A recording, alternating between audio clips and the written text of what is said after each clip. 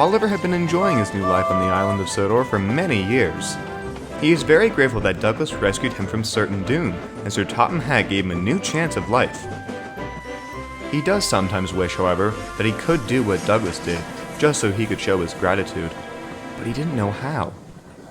"No steam engine is allowed on the mainland anymore without special permission," he confided with Duck. "How am I supposed to get over to the mainland and save an engine?" "Oh, I don't know, but we should be thinking about working for now. It's the busy summer season after all. We've got more vacationers than ever since that airport opened." Duck was right. A new airport had been built, which meant a lot more visitors to the island. More and more passenger trains had to be scheduled. The express was the most packed, and it didn't help that Bear was under a large overhaul. Gordon was feeling very rushed off his wheels, but he wouldn't admit it. Sir Topham Hatt decided to split the express in two. He got engines like Henry, James, and Emily to pull it whenever they could. Even Murdoch had a chance at pulling the express, but they were also needed elsewhere, so Sir Topham Hatt was in need of a permanent engine. He tried looking everywhere, but didn't seem to find anything he liked for a good price. That was all until one day. Oliver was taking a goods train with Toad. He was confiding with him on the subject again. "It seems to dwindle in my mind, and everyone thinks I'm silly. I'm telling you, Toad, I'm serious." "Don't listen to them, Mr. Oliver," said Toad brightly. "I think you can do anything." "That's why I have you, Toad. We're each other's biggest supporters." Soon Oliver arrived at Vickerstown, the last station of the main line. Oliver had shunted his trucks in the large yards by the station and was just going for a rest in the shed when the yard manager came up. "Oliver," he began, "a diesel has broken down, and they need you to take the coaches from the Mainland Express down to Barrow. Another diesel can take it from there. Sir Topham Hatt has already given you permission. Just take your brake van for the journey back." "Yes, sir," said Oliver. He realized this could be his chance. "Come along, Toad. Let's go find another engine for this railway." "I'm coming, Mr. Oliver." Oliver made a good time and was able to make up for the delay by arriving right on time.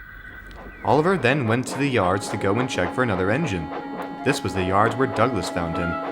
Oliver looked all around, but couldn't seem to find anything. He even checked the exact spot where Douglas found him, but to no avail.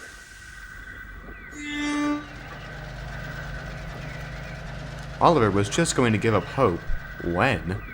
"Excuse me," came a voice. "Could you come here?" Oliver looked. There, in an old shed, sat a steam engine. "Toad, I think we found one!" Oliver raced over to the engine. "Hello, I'm Oliver, and this is my brake van Toad. What's your name?" "I'm Rebecca. Are you one of Sir Topham Hatt's engines?" "Yes. Are you looking to be saved from scrap?" "Sort of. I was being restored here. I was almost done, but they ran out of funding. I've sat around here for a while, and if I'm not moved, I'm sure to be scrapped. The last thing that was done to me was that I got the white rims on my wheels. They never got to finish the other colors. I do wish they did, and I could be flying along the line." "Well, don't you worry. We'll finish that and give you a new life on Sodor. I'm sure Sir Topham Hatt will buy you." So Oliver and Toad quickly cobbled up to Rebecca, and they set off for Sodor. Soon enough, they were over the bridge. All the engines were quite surprised to see Oliver pulling another steam engine, with a tarp especially. Mr. Oliver, you do realize we are traveling in broad daylight?" "No worries, Toad. We're on Sodor now. All the engines passing are steam, so we're fine." "Is it all steam here?"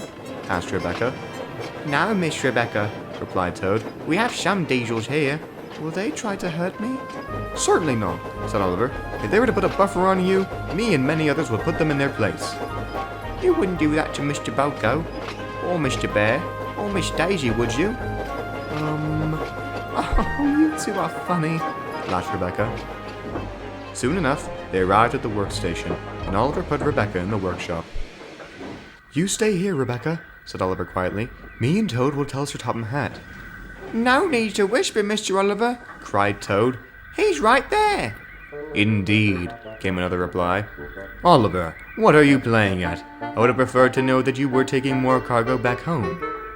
Oliver tried to come up with a witty lie, but to no avail. He decided to tell him the truth, and why he decided to rescue the engine. "I only wanted to repay the favor, sir. I'm sorry if this causes you any trouble." I see, pondered Sir Topham Hatt. Oliver looked nervous. Oliver, I want you to know that you have already repaid the favor by being a really useful engine on my railway. And I don't want you to feel the need to go and save other engines or repay me. I'm sure Douglas would feel the same. Oliver was happy to hear the news, but still was worried.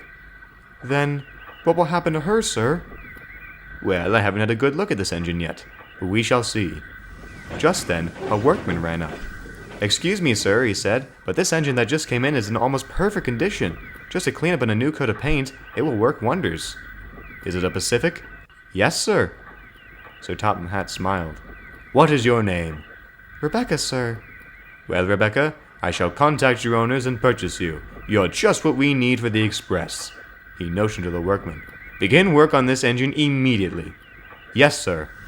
Oliver, Toad, and Rebecca were very pleased. Welcome to Sodor, Rebecca, cried Oliver joyfully. Thank you, Oliver, and, I'm Toad, Miss Rebecca. Nice to meet you, Toad. Oliver was very pleased with his actions, even if it was a little overdone.